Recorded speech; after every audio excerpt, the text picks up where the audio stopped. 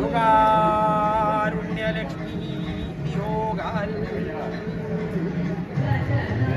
എങ്കിലോ പണ്ട് സൂര്യവംശാലങ്കാരഭൂതനായിരിക്കുന്ന ഭഗവാൻ സ്വാമി ശ്രീരാമചന്ദ്രന്റെ ദാസനായി ഭൂതനായി ഭക്തോത്തമനായിരിക്കുന്ന ശ്രീഹനുമാൻ സീതാദേവിയെ അന്വേഷിച്ച് ചെന്ന് സമുദ്രം ചാടിക്കടന്ന് ലങ്കാരാജധാനിയെ പ്രാപിച്ച് അശോകവനികോദ്യാനത്തിങ്കൽ സശോകമാനസയായി ശിംശവാവൃക്ഷമൂലകതയായിരിക്കുന്ന ദേവിയെ കണ്ട് അങ്കുലീയകത്തെ കൊടുത്ത് അടയാളവാക്കിനെയും അറിയിച്ച സമയത്തിങ്കൽ സന്തുഷ്ടഹൃദയായിരിക്കുന്ന ദേവിയാൽ ദത്തമായിരിക്കുന്ന ചൂടാരത്നത്തെയും പ്രത്യടയാളവാക്കിനെയും സ്വീകരിച്ചതിന്റെ ശേഷം നിജാഗമനം നിശാചരവതിക്ക് പ്രകാശിപ്പിക്കാനായി അശോകവനികോദ്യാനം ഉദ്യാനപാലകന്മാര് സപ്തമന്ത്രികുമാരന്മാര് പഞ്ചസജീവന്മാര് രാവണപുത്രനായിരിക്കുന്ന അക്ഷകുമാരൻ തുടങ്ങി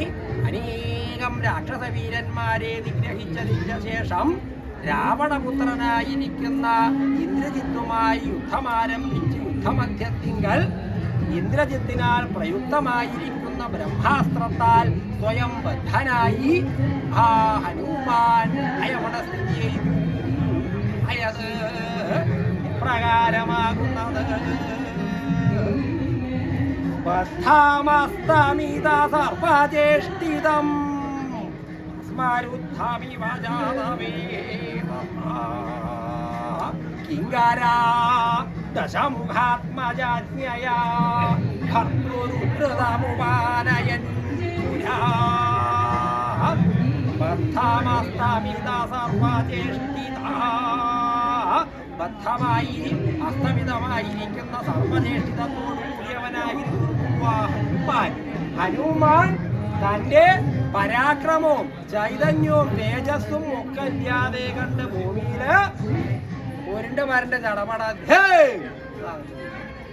എന്നാൽ എന്താ അങ്ങനെ വീഴാനുള്ള കാരണം എന്നാണെങ്കിൽ ഇന്ദ്രജിത്തുമായിട്ട് അതിതര സാധാരണമായിരിക്കുന്ന യുദ്ധം ആരംഭിച്ച് ആരാ ജയിക്കണത് ആരാ പരാജയപ്പെടുന്നത് എന്ന് സംശയിച്ച് രാക്ഷസന്മാരൊക്കെ അവിടെ അങ്ങനെ നിൽക്കുന്ന സമയത്ത് ഈ വാനരത്തിനെ സാധാരണ അസ്ത്രങ്ങൾ കൊണ്ട് ജയിക്കാൻ സാധിക്കില്ല എന്ന് മനസ്സിലാക്കി ആ ഇന്ദ്രാരിയായിരിക്കുന്ന ഇന്ദ്രജിത്ത് ബ്രഹ്മാസ്ത്രം ഒരു അസ്ത്രം എടുത്തിട്ട് ബ്രഹ്മാസ്ത്രമായിട്ട് അഭിമന്ത്രണം ചെയ്ത് അവിടുന്ന് അങ്ങോട്ട് പുറപ്പെട്ടു. അതറിഞ്ഞു ഹനുമാൻ.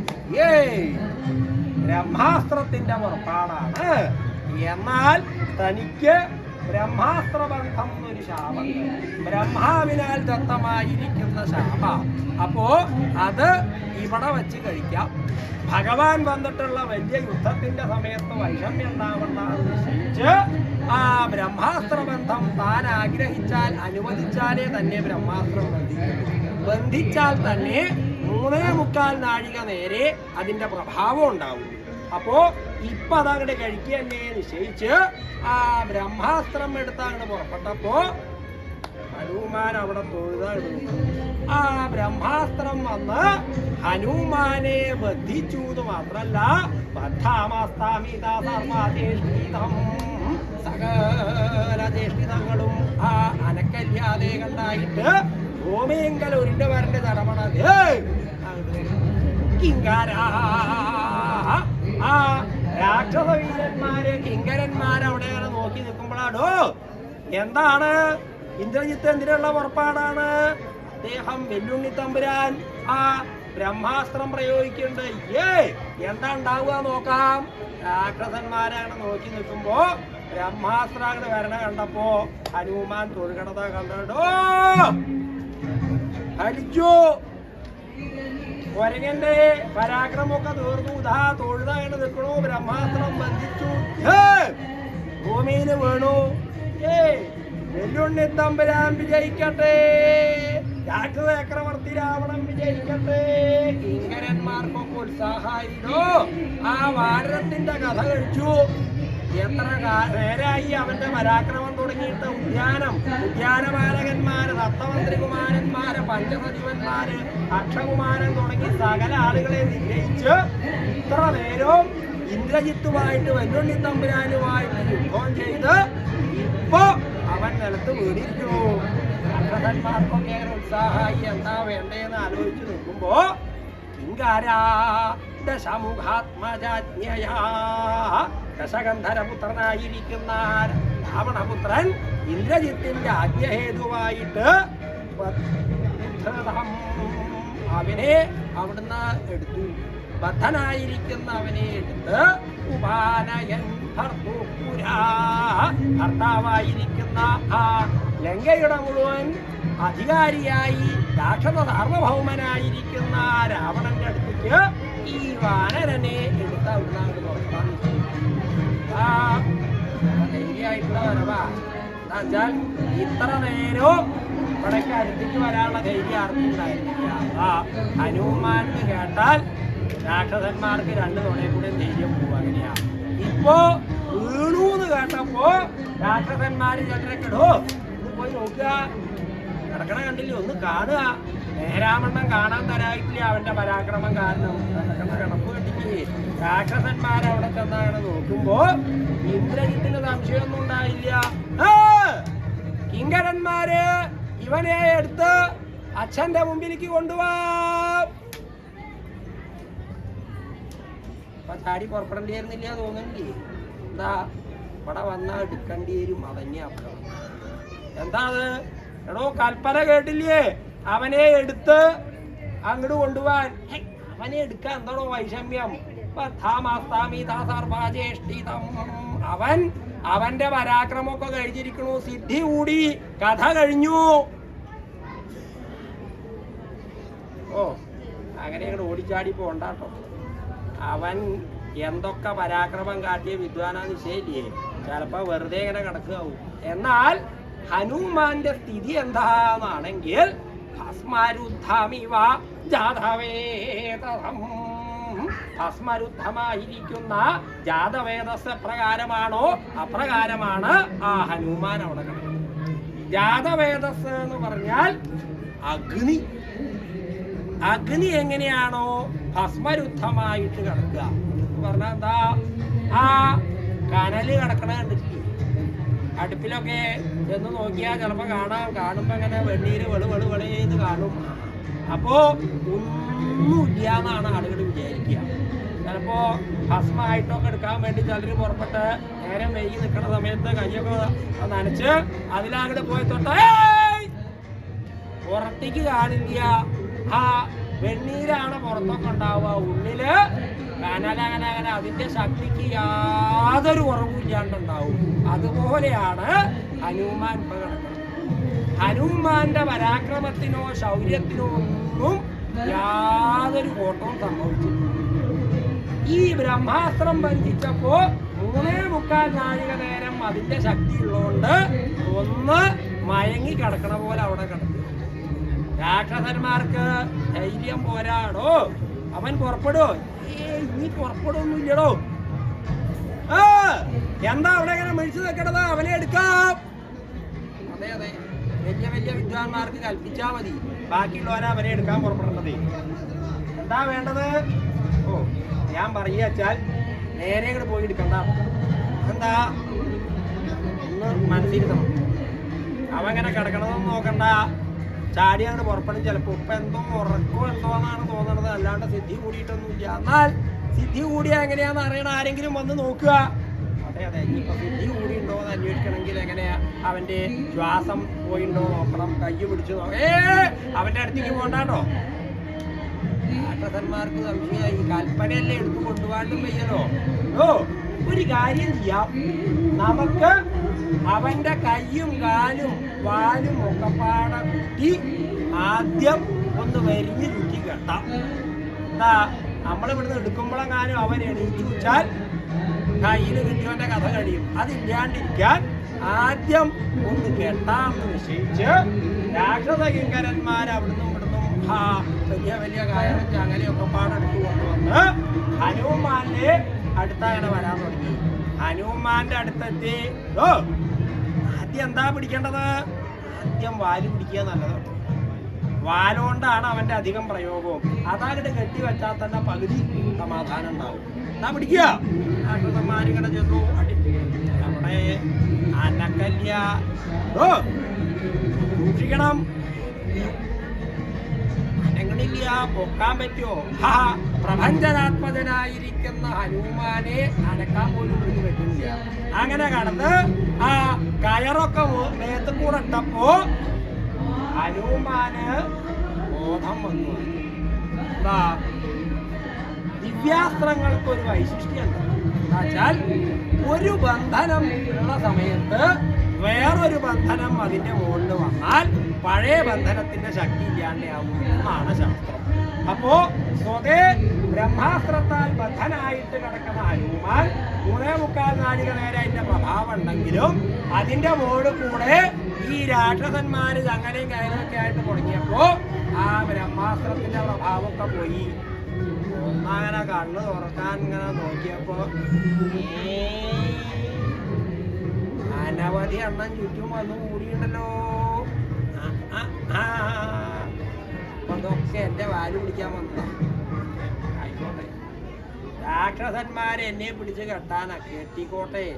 ഈ കൂറ്റന്മാരെ എന്നെ ഒന്ന് ഏറ്റി ആ രാവണന്റെ മുമ്പിലേക്ക് എത്തിച്ചോട്ടെ. കുറച്ചു നേരം കൂടി ഇവിടെ അനങ്ങാണ്ട കിടക്കാന്ന് സ്വതേ പരാക്രമമൊക്കെ ഉണ്ടെങ്കിലും പ്രാണമില്ലാത്ത പോലെ അനങ്ങാണ്ട് അവിടെ ഇങ്ങനെ കിടക്കും. അപ്പളാ രാക്ഷസന്മാരോടോ ഈ കയ്യിന്റെ അടിയിൽ കൂടെ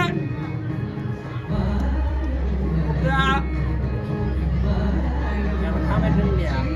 അപ്പോ രാക്ഷസന്മാര് ആ ചങ്ങലയും കയറൊക്കെ അങ്ങനെ കൊണ്ടുപോകുന്ന സമയത്ത് എളുപ്പമായിക്കോട്ടെ നിശ്ചയിച്ച് അവന് അനങ്ങണ്ട് അനക്കല്ലോ. അല്ല ഞാൻ ഇങ്ങനെ കൊണ്ട് എടോ താൻ ജീവനെ കൊണ്ടുപോകുമ്പോ ഞങ്ങൾ അപ്പുറത്തുനിന്ന് ഇങ്ങനെ കള്ളുണ്ട്. അപ്പൊ അവൻ ഇങ്ങനെ ആയതാ. അങ്ങനെയല്ലേ? അങ്ങനെ ഇല്ല. ബാലിന്റെ അധീനട്ടു അവിടത്തെ അങ്ങനെ ഏകദേശം ഇവരൊക്കെ പാടെ കൂടി വലിഞ്ഞടോ മുറുക്കി കെട്ടണം കേട്ടോ. മുറുക്കി കെട്ടിയില്ലെങ്കിൽ ഒന്നാണ് പൊട്ടിച്ച് ചാടും. ആ മുറുക്കി വലിഞ്ഞ് എന്തിനധികം പറയണോ എങ്ങനെയൊക്കെയോ ആ ഹനുമാനെ അവര് വലിഞ്ഞ് മുറുക്കി ഒക്കപ്പാടെ കൂടി തലയിലടോ 4-5 ഒന്നും പോരാട്ടോ, കുറച്ചധികം ആള് വരിക നല്ലത്. അപ്പൊ അവിടം വരെ കൊണ്ടുപോകണം. ഈ വിദ്വാന് സാമാന്യത്തിലധികം തെക്ക് കൊടുക്കുന്ന വിദ്വാനാ. അപ്പോ പിടിച്ചു കൊണ്ടുപോകുമ്പോ ക്ഷീണാവുമ്പോ മാറുമൊക്കെ ചെയ്യാൻ വരൂ. എല്ലാവരും കൂടി ആ ഹനുമാനെ തലയിലതിനേറ്റ് നടന്ന് രാവണന്റെ പുരോഭാഗത്തേക്ക് അടിച്ചങ്ങ് രാക്ഷസന്മാരൊക്കെ തന്നെ നോക്കി നിൽക്കാടോ. അതാ വെല്ലുണ്ണി തമ്പുരാൻ വാനരത്തിന് ബ്രഹ്മാസ്ത്രം പ്രയോഗിച്ചു ബന്ധിച്ചു. രാക്ഷസന്മാരൊക്കെ കൂടി അവനെ വലിഞ്ഞു മുറുക്കി കെട്ടി രാവണസ്വാമിയുടെ മുമ്പിലേക്ക് കൊണ്ടുവിടൂ. എല്ലാവരും കാണുക, കേൾപ്പിച്ച ആളുകളൊക്കെ ഇടോ ഇവനാണോ ഈ പരാക്രമമൊക്കെ ചെയ്തത്? അതെ അതെ അതെ അവൻ തന്നെയാ, നോക്കുക പറഞ്ഞ് എല്ലാവരും നോക്കി നിൽക്കണ സമയത്ത് ഏകദേശം രാവണന്റെ മുമ്പിലേക്ക് ആ വാനരത്തിനെ അങ്ങനെ കൊണ്ടുപോകാറായി. ഹനുമാൻ അവിടെ അങ്ങനെ കടന്നു പോകുന്നുണ്ട്. രാജധാനി എത്തി രാവണന്റെ അടുത്ത് എത്താറായി എന്ന് മനസ്സിലായപ്പോ സംശയമൊന്നും ഉണ്ടായില്ല. രാവണനും ഇങ്ങനൊരു വാനരുണ്ടെങ്കിൽ തനിക്ക് അതിനെ ഒന്ന് കാണണമല്ലോ. എവിടെ ഇവിടുന്ന് ആളുകളൊക്കെ പാടം വരുന്നുണ്ട്, ഏറ്റി വരുന്നുണ്ട്. ആ രാവണൻ ഹനുമാനെ ഇങ്ങനെ നോക്കി കാണാൻ വേണ്ടി നോക്കുക ഉത്സാഹത്തിൽ. ഹനുമാനും രാവണനെ കാണാൻ വേണ്ടി നോക്കുന്നു. ഏകദേശം അടുത്തവിടെ എത്താറായപ്പോ ആ രാവണൻ ഹനുമാനെ അങ്ങോട്ട് കണ്ടു. എന്നാൽ എങ്ങനെയാ രാവണൻ ഹനുമാനെ കണ്ടത്? കണ്ടപ്പോ എന്താ ഉണ്ടായത് എന്നാണെങ്കിൽ സ്വയം സോവി പ്ലവംഗമവേക്ഷ്യ സമീരപുത്രം ചിത്രീയമാന ഹൃദയ വിശിദാശനേന്ദ്ര കൈലാസശൈലതുലനാഗസി ശാപദായി നന്ദീശ്വര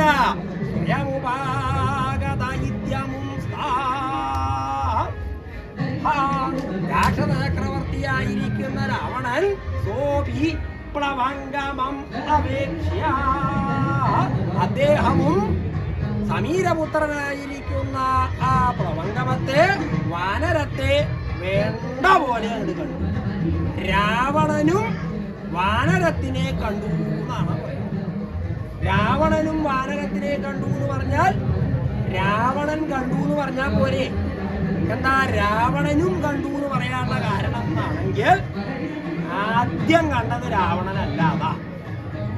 രാവണൻ ഹനുമാനെ കാണണം നിരീച്ചു നോക്കിയിരിക്കുന്ന സമയത്ത് ഏകദേശം ആ രാവണ പുരോഭാഗത്തെത്തി എന്ന് മനസ്സിലായപ്പോ ഒന്നങ്ങനെ ദൃഷ്ടി കൊണ്ട് ഏകദേശം കണക്കാക്കിയ ഇനിയിപ്പോ രാക്ഷസന്മാരുടെ ആവശ്യമൊന്നുമില്ല നിശ്ചയിച്ച് ആ രാക്ഷസന്മാരോടോ എന്താ അനക്കൊക്കെ ഉണ്ടല്ലോ, അങ്ങോട്ട് എത്തിക്കുക, അവിടെ കൊണ്ടുപോയിട്ട് അതെ അവിടെ കൊണ്ടുപോയിട്ട് അങ്ങോട്ട് ഇടണ്ടാട്ടോ.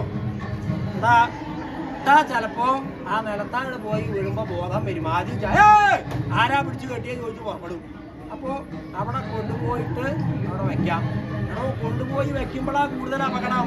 ഏകദേശം സ്വാമിയുടെ അവിടെ എത്തിയാൽ അങ്ങോട്ട് തട്ടുക, ഓടുക.